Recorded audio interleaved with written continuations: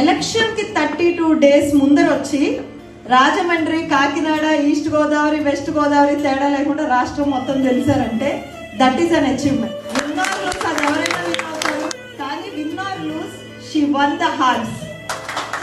So Lakshmi అక్క దగ్గరికి నేను ప్రచారానికి వెళ్ళాను. జోరు వర్షంలో కూడా 11 o'clock కి కూడా జనాలు అసలు బండిని వదలలేదు.